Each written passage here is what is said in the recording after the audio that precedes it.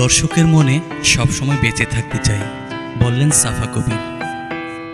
বিনোদন জগতের ছোট পর্দার জনপ্রিয় অভিনেত্রী সাফা কবির এই মুহূর্তে কাজ নিয়ে ব্যস্ত সময় পার করছেন। অভিনয় দক্ষতা আর কাজের মাধ্যমে তিনি দর্শকের মনে জায়গা করে নিয়েছেন। সম্প্রতি একটি গণমাধ্যমের এক সাক্ষাৎকারে তার ব্যস্ততা নিয়ে কথা বলেছেন এই অভিনেত্রী।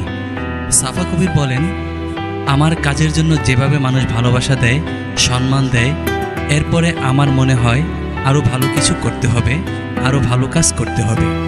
আমি দর্শকদের মনে সবসময় বেঁচে থাকতে চাই। অভিনেত্রী বলেন, যেখান থেকে আমার যাত্রাটা শুরু, ওটা আমার কাছে ম্যাজিক্যাল একটা প্রোডাকশন ছিল। এরপর আমি কখনো ভাবিনি যে আমি অভিনয় করব বা আমি একজন অভিনেত্রী হতে চাই।